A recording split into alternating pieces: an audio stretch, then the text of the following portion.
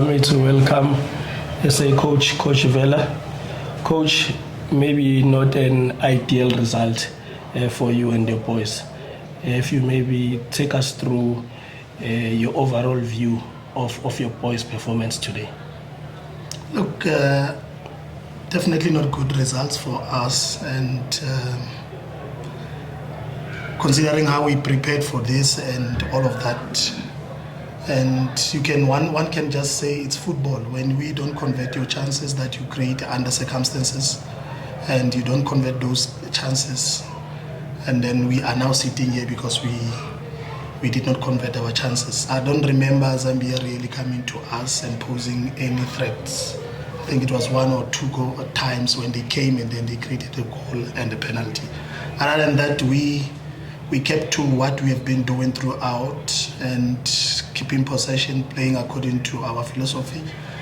Honestly, one can only say thank you very much to our association COSAFA for the support that they've given us throughout. It was really, really good. We got a good support since we started this journey, and if it is not meant for you on the day, honestly speaking, there's nothing you can do about it. I feel for these boys, they did very, very well. Only that maybe we did not convert our chances. Well, thanks, Coach. Colleagues, you have the floor. Coach, thank you very much for your time. Coming into this game, Coach, I'm sure you have done analysis on the Zambia team or on their strengths, and how to deal with them, their weaknesses, and how to exploit.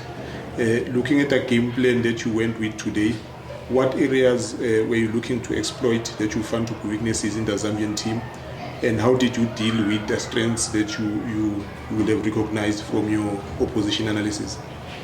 Look, I think more than anything, what we picked up was that they were not really technically good. So we then resorted to say, let's keep possession more because we are more technical. Let's keep possession more.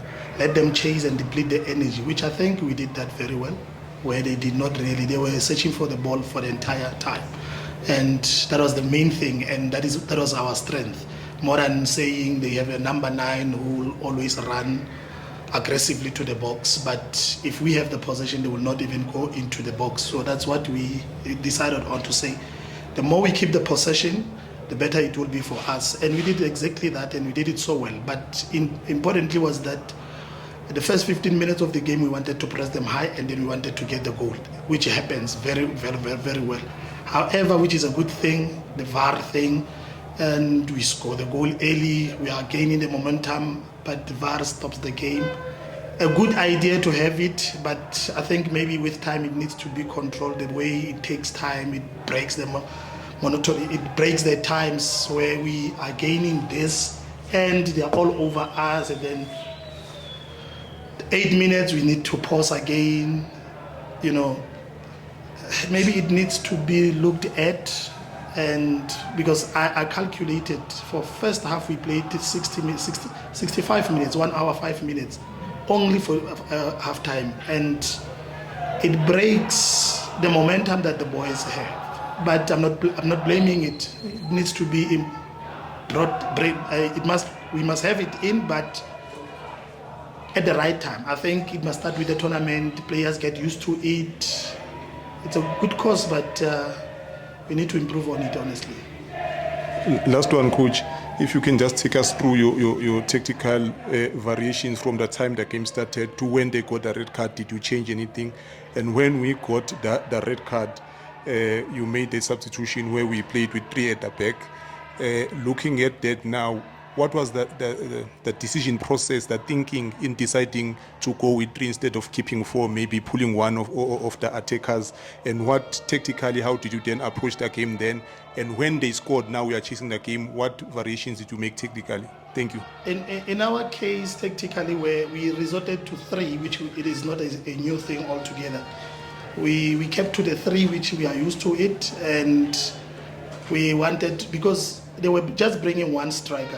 Why do we still need to have the 4 at the back when we are dealing with 1 against 3 and we are always on the possession? They are not coming at us. That was the main thinking. But when we also, when we were playing against the 9, we decided to push Mulondo and Emile more higher to stretch them out, because we were always on possession and we were seeing it coming until such time an error from our goalkeeper, which one will take and say it's a baby mistake, it's elementary mistake. We took that, but we learned out of it, because it was just a simple thing for a goalkeeper to clear the ball out, and then we are out of danger. And that was that. And we did not really change much on our tactical approach. We said they're having one striker, we keep the 3 at the back, they will always cover each other, but we kept the offensive team as it was. Okay, Coach, don't you have your players should have taken shots from range at least, because they were playing a lot of short balls inside and outside the penalty area near the edge?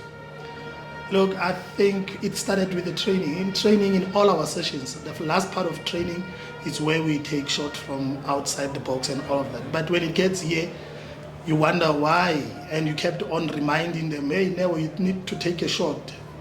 Juju, you can take the shot. But they go with the flow of the game. They ultimately that they don't see areas where they operate. You need to remind them, and we're looking even better. I think after the recess, then we never took a shot. I was saying to myself, if he took shots like this, we could have at least got something out of it. But I don't blame them. But we created chances which we did not score. I think that's the most important thing. Okay, thank you, Coach. Coach Masamana Mrage from the SABC. Coach, end of a dream. You really wanted to be at that AFCON. How much does it hurt, first of all? Oh, it's painful. It's very painful. I remember when we played this in Zambia, the last time I was coaching under 17, we won the game. And we were supposed to go to AFCON. And then COVID happened. So now we are at the very stage again where I was hopeful. I thought we were going to AFCON, and now this is how we are losing it. It's very painful.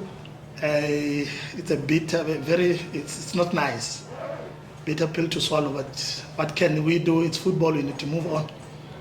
And Coach, this team has been in preparation for quite some time. When you look at the progress that has been made, despite the setback today, what would you say about that? As I was saying, I think our country is in the good development. So we have a TD who's actually helping us, and imagine these boys are going to be in the under 20, under 23. The country is in a good direction with these boys. If we can keep these boys and grow them even better, I think we'll see most of them like we did with the under 20s and all of that. Most of them playing under 23, most of them playing Bafana in the future. The future is looking bright, considering how we play and the style of play that the SAFA is, the philosophy that SAFA is instilling on these boys. Coach, you mentioned earlier that you did everything that you could, and we all saw that, I guess. For you, what perhaps, where did it go wrong? Where did things change? Where you felt, we should not have, this should not have happened, and that's where we find ourselves losing this game?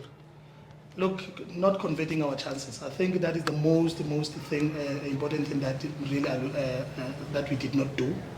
Just converting our chances. And maybe, like I was saying, you'll always get, I think Zambia came 2-3 times at us and then they scored 2 goals. So it's all of those things that you say, even when we are in attack, we still need to concentrate at the back and do things right. One would wonder, hey, the penalty, I think it was a soft penalty. When you think of the goal that they scored, they just went in, we were closer, and everything we did well, and just turn and kick, and it was a goal. Those are the small things really that you cannot blame your boys about. You then say, we've learned that we need to convert all the chances that we get, which is really unfootball. We will always create chances, and then we will not score all of them. No, thanks, colleagues. Coach, maybe last from my side, what were your key learnings, Coach, throughout this tournament? Maybe one will then say, if we want to send stronger teams to AFCON, the ceiling should look better. I think it will only be one strong team going to AFCON. The other team not really in a bad way, but I don't think it's a strong team to go to. Maybe the ceiling, the preparation from COSAFA and the ceiling of the strong teams maybe meeting up somewhere up there. Because I think this was more of a final before the final. True. And one will then learn to say, from the tournament, when the tournament started, already my eyes were on Zambia. Because it was given, it was obvious that we were going to get to Zambia, and we had a plan around it. And on the day, if it doesn't happen, honestly, what then can you do? And the boys, you cannot really falter them. They really did all they could. We tried everything, and we kept the ball, we kept the structure, tactical endurance. We were hungry for it, and I think the last thing was not to take the ball into the net. But it's the only thing that we can take and say we must convert our chances when we created them. No, thanks, Coach. Coach, tough luck for today, but we wish you and the boys best of luck in your future endeavors. Thank you very much. Thanks, Coach. Thank you. Colleagues, thank you.